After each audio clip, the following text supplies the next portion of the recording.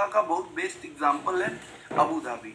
Abu Dhabi में मतलब diverse organism, वहाँ पे बहुत सारे यहाँ पे ऑर्गेनिजम्स है और इनको बहुत प्रोटेक्ट करने की ज़रूरत है। क्यों? क्योंकि इसको स्टडी करके हम मेराइन एनवायरनमेंट के बारे में बता सकते हैं। और अगर कहीं हमें सबका डिपॉजिट्स मिल रहा है, they are the analogues for many ancient marine deposits.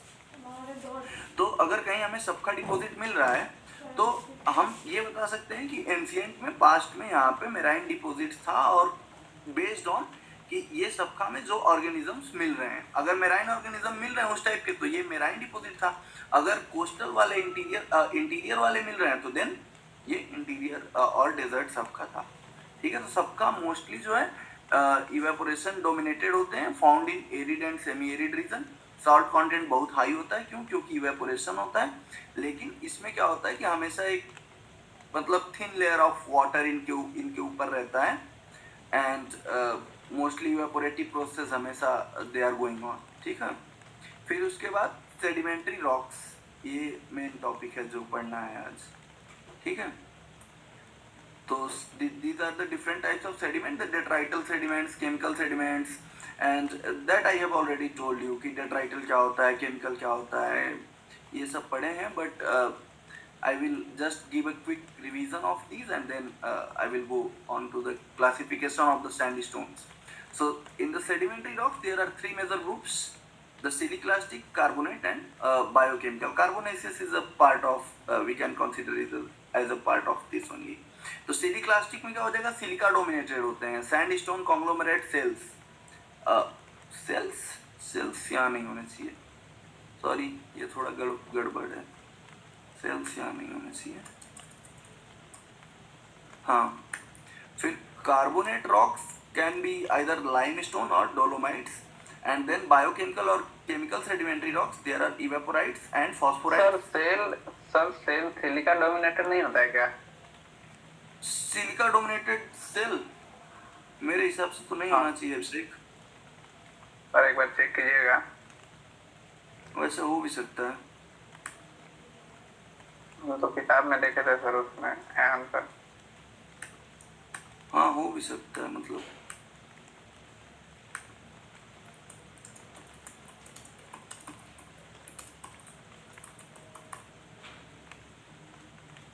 हाँ ठीक है।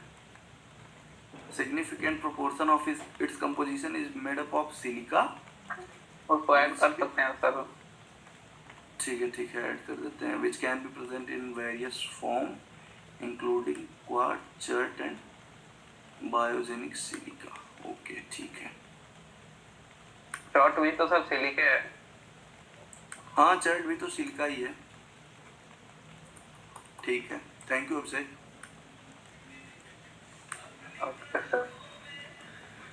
फिर siliclastic sedimentary rocks, the sedimentary rocks which are mostly composed of the silicate particles are derived by weathering, breakdown of older rocks, and by pyroclastic volcanism. They are known as siliclastic sedimentary rocks, and sandstone conglomerate and cells compose the members of this group. The siliclastic sedimentary rocks make up roughly 3/4 of all sedimentary rocks. तो mostly जो भी rocks present हैं वो siliclastic rocks ही हैं, and they are present in sedimentary succession which ranges from Precambrian, means बहुत past में, from 25 Precambrian कितना 2500 million years ना, 3800 से 2500 मिलियन ईयर। 3800 से 25 वही, तो 25 से फिर सर 4.6 से 2.5 नहीं वो अच्छा हाँ 4.6 से है ना, क्योंकि आर्कियन वगैरह वो तो प्रीकैम्ब्रियन, हाँ हेडी नोडिन सब आ जाएगा सर। तो सारे ही मतलब फ्रॉम पास्ट से लेके प्रेजेंट होलोसीन तक जितने भी रॉक्स हमें मिलते हैं, most of them are this siliciclastic rocks ही हैं। सैंडस्टोन क्या होता है? सैंडस्टोन इनमें से they make up 20 to 25% of all the sedimentary rocks. Sandstones को सैंडस्टोन हम बोलते क्यों हैं? क्योंकि इनमें मोस्टली जो है कंपोजिशन होता है सैंड पार्टिकल्स का। जो भी पार्टिकल साइज इनमें प्रेजेंट होती है वो सैंड साइज पार्टिकल्स होती है। और जब मैंने वुडन वेंटवर्थ स्केल पढ़ाया था तो मैंने बताया था कि सैंड की जो साइज होती है 1/16 से लेकर 2 mm डायमीटर होती है।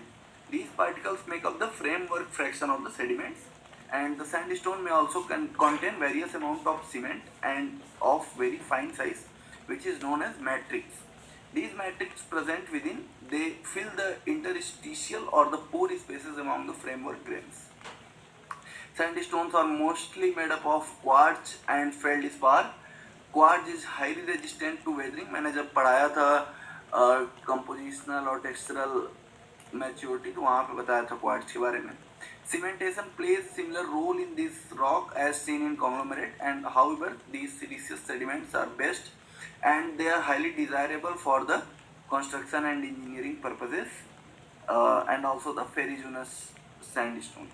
तो ये जो भी सीमेंट होता है ना, सिलिशियस सेडिमेंट जो होते हैं, सिलिशियस सीमेंट जो होते हैं, ये मोस्टली कंस्ट्रक्शन वर्क में यूज होते हैं क्योंकि ये बहुत हार्ड हो जाते हैं वंस दे आर सीमेंटेड. ठीक है. फिर उसके बाद डिफरेंट टाइप्स ऑफ सैंडस्टोन, तो इनके बारे में हम डिटेल में आगे पढ़ेंगे. क्वार्ट्ज सैंडस्टोन क्या है बताया था. वैसे भी आर्कोज जैसे बताया था कि if there is more than 25% of feldspar तो हम उसको आर्कोज बोलते हैं.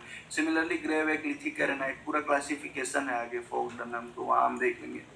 Quartz is the dominant mineral in most of the sandstone, making up on an average 50 to 60% of the framework fraction, and they can survive multiple recycling. Why? Because they are compositionally very mature and they can either occur as single crystal, which are known as monocrystalline quartz, or they can occur as composite crystal, which is known as the polycrystalline quartz. And then this quartz, if this quartz is present, it mostly shows this undulatory extension. What is this undulatory extension? Quartz. नहीं, quartz तो ठीक है, लेकिन होता क्या है? Wavy extinction. हाँ, wavy extinction, exactly. Wavy extinction मतलब ये होता है कि एक क्रिस्टल के डिफरेंट पार्ट्स जो है ना, वो डिफरेंट एंगल पे एक्सटिंक्ट होते हैं. और ये किस वजह से होता है? क्योंकि उसमें क्रिस्टल में स्ट्रेन होता है, तो हम उसका एक्सटिंक्शन पैटर्न देख के उसमें अमाउंट ऑफ स्ट्रेन भी क्वांटिफाई कर सकते हैं. ये क्वार्ट्ज का स्पेशल प्रॉपर्टी होता है, ये अंडुलोज एक्सटिंक्शन और अंडुलेटरी एक्सटिंक्शन. ठीक है. तो ये डिफरेंट टाइप्स ऑफ क्वार्ट्ज हैं. मोनोक्रिस्टलाइन जहाँ पे सिंगल क्रिस्टल क्वार्ट्ज है, then polycrystalline multiple crystals of the quartz, और फिर आता है chert. Quartz grains occur in three forms: monocrystalline, which is mostly found from the igneous source, and then polycrystalline and chert. Chert जो है वो basically sedimentary sources से बनता है, और some worker consider chert to be a lithic fragment.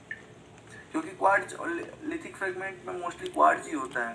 And the Providence of sandstone can be identified by the presence of various accessory minerals in the sandstones. So suppose करो कि अगर कोई sandstone igneous origin से मान लो बना है, तो उसमें जो है बहुत सारे ये एक्सेसरी मिनरल्स हैं जो प्रेजेंट होंगे.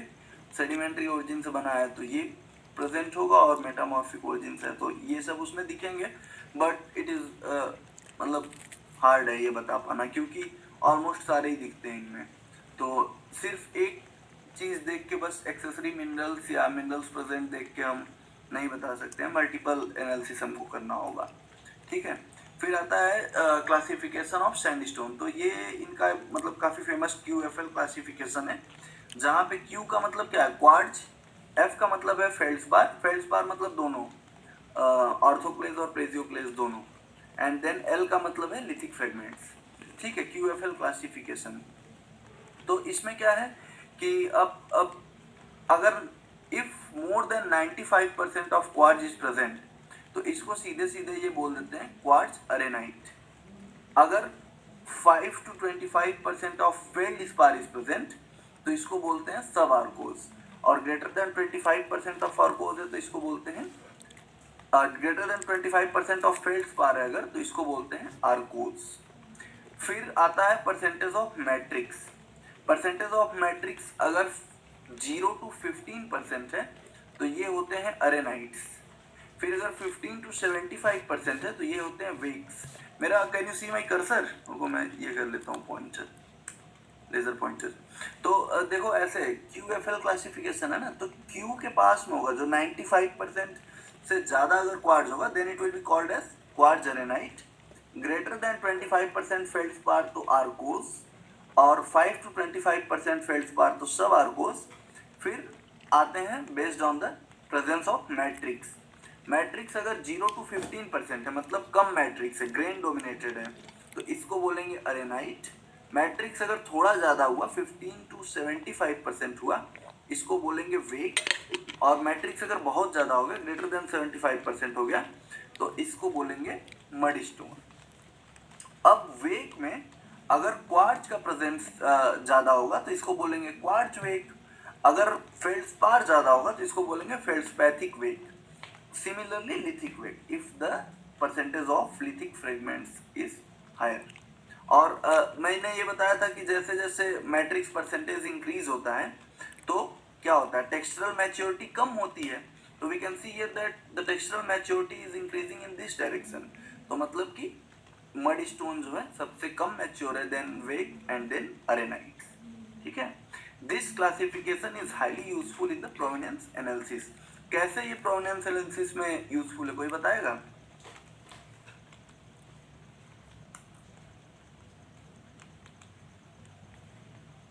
How can this? Quartz is mostly derived from the stable areas. जैसे जो क्रेटॉन्स हैं वहाँ मोस्टली क्वार्ट्ज वहाँ से डिराइव होगा, लेकिन अगर जहाँ सपोज करो एक्टिव बेल्ट्स हैं तो वहाँ पे मोस्टली जो है तुमको फेल्डस्पार और लिथिक फ्रेगमेंट्स देखने को मिलेंगे। तो इसके बेस पे हम बता सकते हैं कि मतलब कैसे एरिया से सेडिमेंट्स आ रहे हैं। इसी को बोलते हैं प्रोवेनियंस एनालिसिस और source analysis. Most of those currently in use, तो बहुत सारे there are different classifications of sandstone, more than 50 classifications हैं, बट मोस्ट इम्पॉर्टेंट जो है वो यही है QFL plot for major division which is based on the relative amount of matrix. तो amount of matrix 0 to 15 arenite, 15 to 75 wacke, और then after mudstone. Quartz अरेनाइट also known as ऑर्थोक्वार्जाइट has 95% और more of the quartz present. ठीक है, फिर एक इनका dot classification है। Dot classification में मोस्टली वो लोग अरेनाइट और वेक पे ही फोकस किए। तो अरेनाइट मैंने बताया ना, लेस देन 15% मैट्रिक्स, और वेक मतलब ग्रेटर देन 75%, 50 to 75% मैट्रिक्स, और उसके बाद अगर गया तो मड स्टोन है। ये सिमिलर क्लासिफिकेशन ही है। अब इसमें थोड़ा और कुछ टर्म्स इन्होंने दिए हुए हैं। लिथिक वेक, क्वार्ट्ज वेक, सेम ही है मतलब क्लासिफिकेशन। कौन माइक किसको ऑन है? अभिषेक। फिर नेक्स्ट जो हमें पढ़ना है क्लासिफिकेशन, वो हमें पढ़ना है कार्बोनेट्स के बारे में। तो कार्बोनेट रॉक्स भी इंपॉर्टेंट है। क्यों? क्योंकि they make up to 20 to 25% of all the sedimentary rocks in the geologic records, and they can be divided on the basis of mineralogy into limestone and dolomites. तो mineralogy इनकी थोड़ी सी अलग होती है। Limestones are formed of calcium carbonate, whereas these dolomites are formed of calcium and as well as magnesium carbonates. It is CaCO3 dot MgCO3. The elemental chemistry of carbonate rocks is dominated by calcium or Ca2 plus ions, magnesium and carbonate ions. Calcium and magnesium are present in both the limestone and dolomite. However, magnesium is important constituent of dolomite. तो limestone में भी magnesium हो सकता है, but it is present in very less quantity, whereas in dolomite ये significant होता है। ठीक है, फिर silica, aluminium, potassium, sodium and iron can occur in silicate rock. ये मतलब जस्ट नॉलेज के लिए कि कौन कौन से रॉक्स, कौन कौन से एलिमेंट्स ज़्यादा मिलते हैं इन सिलिकेट रॉक्स और कौन से ज़्यादा मिलते हैं इन कार्बोनेट रॉक्स, ये देख लेना होगा। उसके बाद है limestone. Limestone it is the largest non plastic group and they consist mostly of carbonate minerals. तो इसमें कैल्साइट CaCO3, डोलोमाइट CaMgCO3 और CaCO3 dot MgCO3 plus organic remains which are preserved as the carbonate skeletons. तो different और organisms जो होते हैं उनके skeletons carbonates के बने होते हैं। तो कई बार ये स्केलेटन्स भी लाइमस्टोन के पार्ट होते हैं, वो आगे हम दिखाएंगे। Originally these minerals form as carbonate mud which then slowly turns into solid rock via diagenesis or because of the change in pressure and temperature conditions, they were compressed and they transformed into a rock.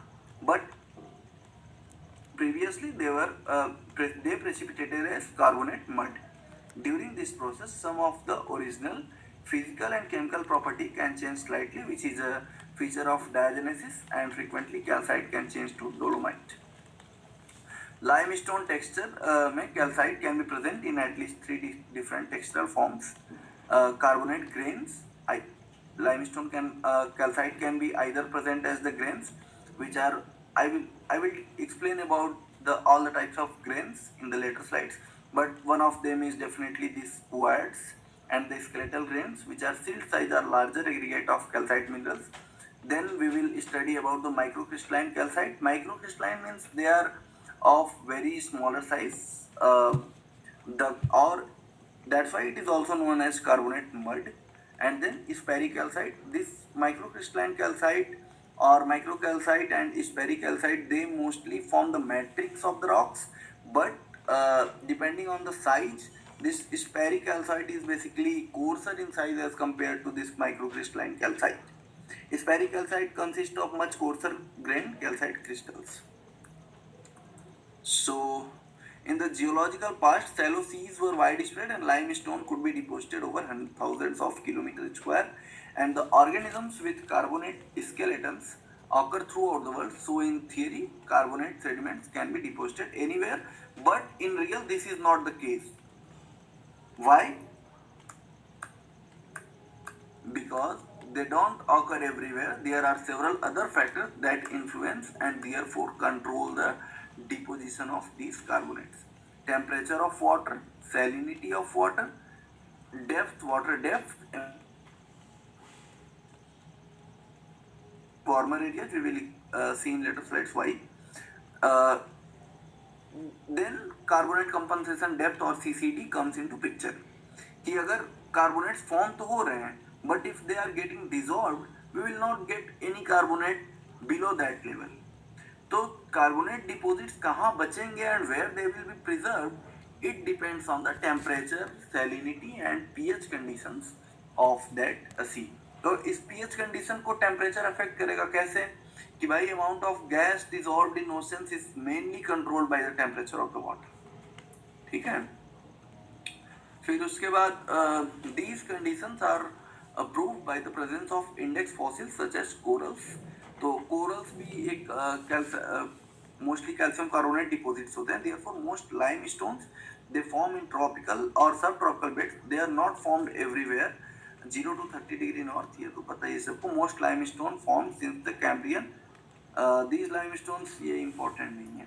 हाँ, ये important point है. The limestone forming organisms are also affected by salinity and the depth of water and therefore tend to live at the depth. Photic zone में basically ये रहते हैं. Photic zone मतलब क्या? जहाँ पे सनलाइट जहाँ तक पहुँच सकती है under the depth of water. तो अप टू 150 या 200 मीटर तक max to max photic zone होता है और मोस्टली जो ऑर्गेनिजम्स हैं वहीं तक रह पाते हैं. बाकी उसके नीचे बहुत ही रेयर ऑर्गेनिज्म जो मतलब कोल्ड कंडीशंस को ठीक है, मैं डिस्टर्ब नहीं ना हो रही हूँ. रह पाए वही रहते हैं. तो ये जो कार्बोनेट कोरल तो तुम पढ़ी होगी.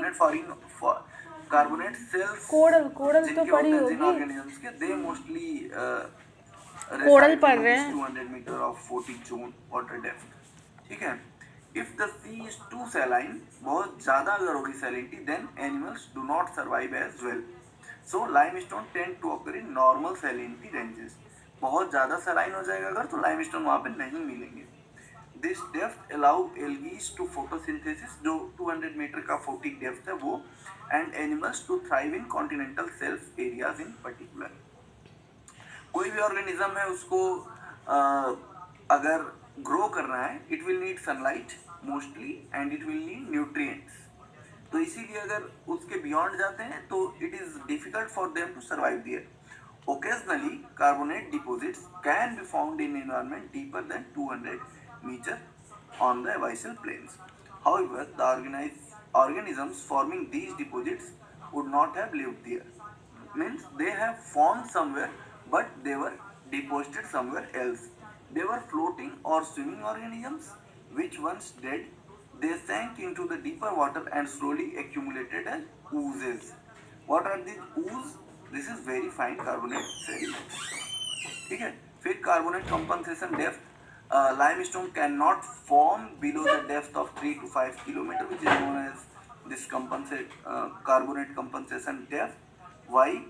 Uh, because the pressure is so high here that these carbonates are redissolved, and the carbonates will also not form if there is a large influx of silica material or debris from the land.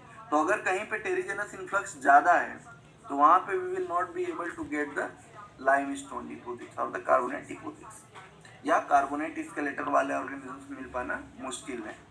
जैसे carbonate deposit, carbonate skeleton होता है इनका, तो वहाँ पे forums कम मिलेंगे जहाँ पे सिलिका इन्फ्लक्स ज़्यादा हो. मतलब जहाँ पे टेरिजेनस इन्फ्लक्स ज़्यादा होगा, सपोज करो कोई रिवर अगर टेरिजेनस सेडिमेंट लोड कैरी करके ला रही है और जहाँ पे वो ओशंस में डिपॉजिट कर रही है, वहाँ पे we will not be able to get foraminifera. मतलब कम मिलेंगे. कुछ वेराइटीज़ हैं जो मिलेंगे, बट ज़्यादातर उनकी जो वेराइटीज़ हैं वो नहीं मिलेंगी. वहाँ पे हमको मिलेंगे रेडियोलैरिया, जो सिलिका का जिनका सेल्स बना होता है. This affects the survival and growth of limestone forming organisms and inhibits the growth of grasses that trap and fix the carbonate mud in place. Therefore, limestone form either at a distance from land or else close to the land, but not undergoing a lot of erosion. तो या तो ये वहाँ बनते हैं limestone जहाँ पे silica influx बहुत कम हो, यानी कि लैंड से बहुत दूर हो, डीप इन्वायरमेंट में, ओशंस में बहुत अंदर की तरफ, या फिर वहाँ बनते हैं जहाँ पे भले लैंड हो लेकिन टेरिजेनस इन्फ्लक्स कम हो, क्योंकि जो वाटर इरोड करके ला रही है सेडिमेंट्स, रिवर जो सेडिमेंट्स इरोड करके ला रहा है सराउंडिंग एरिया से, वो बहुत कम है. ठीक है. फिर classification of limestone. A wide range of different types of limestone exist. Chemical, detrital, bioplastic, biological, हम देखेंगे आगे कैसे. तो मिक्राइट और स्पेराइट में मैंने अंतर बताया था ना. मिक्राइट दोनों मैट्रिक्स होते हैं, मतलब both of them fill the interstitial spaces और the pore spaces present between the grains of these calcitic rocks. Both of them are matrix. A matrix can often be present, especially in plastic or biological limestone, helping to hold the fragments together. The matrix can be a mud that the clast or fossils fell into, and it can be later infilling cement. The basic difference जो है इनके size का होता है. जो micrite होता है, they are very fine particles. They are microcrystalline cement. बहुत फाइन होता है, देख के भी लग रहा होगा. एंड स्पेराइट जो होता है, they are coarser than this micrite. तो ये दोनों सीमेंट होते हैं, but sparite is coarser and micrite is finer. यही बेसिक डिफरेंस होता है. Chemical forms of sandstone, limestone या micrite. This is mostly precipitated CaCO3. ये जो मिक्राइट होता है ये सीमेंट का काम करता है. ये प्रेसिपिटेटेड CaCO3 ही होता है, कैल्शियम कार्बोनेट ही होता है. As a cement, it resembles a pale, very fine mud. ये जो दिख रहा है, once it is compressed into rock, it is very fine-grained, grey cream in color. ठीक है. It is microcrystalline calcite or the lime mud, which forms in various ways. Some micrite form from the breakdown of green algae or other plant or animal remain, and some may be inorganic, some may be diagenetic as well. But most important है कि इनका size बहुत छोटा होता है और ये cement होते हैं. फिर उसके बाद ग्रेन्स की अगर बात करें तो ooids. The term ooid is applied as a general name to the coated carbonate grains that contain a nucleus of some kind, a cell fragment, pellet or quartz grain, which is surrounded by one or more thin layers of coating consisting of fine calcite or aragonite crystals. These coated grains are sometimes referred to as ooliths. However, the term ooid is preferred. Carbonate rocks formed mainly of ooids are called oolites. तो इसमें क्या होता है, एक nucleus होता है और उसके बाहर कॉन्सेंट्रिक रिंग्स होते हैं. ठीक है. कोटेड कार्बोनेट ग्रेन्स होते हैं. They form where strong bottom current and agitated water condition. तो ये हाई एनर्जी कंडीशंस में बनते हैं जहाँ पे बॉटम करंट बहुत स्ट्रॉन्ग होती है या तो वाटर कंडीशन जो है मतलब काम कंडीशन में नहीं बनते हैं, एजिटेटेड वाटर कंडीशन हो, and where the saturation level of calcium bicarbonate are high, मतलब जहाँ पे CaSO3 का कंसंट्रेशन भी ज़्यादा होना चाहिए, अगर कम है तो वर्ड्स नहीं बनेंगे। High stand of C apparently favor the formation of calcite white because CO2 level tend to be higher and Mg/Ca ratio lower during such time and low stand favor for aragonite white। तो देखो इसमें यही है कि मतलब अगर तुम्हारा CO2 level high है तो Mg/Ca रेशियो क्या होगा, कम होगा, क्योंकि फिर क्या होगा, CO2 अगर ज़्यादा है तो कैल्शियम कार्बोनेट डिजॉल्व होगा ना, कम फॉर्म होगा, तो इस केस में क्या होगा, OADs ज़्यादा बनेंगे।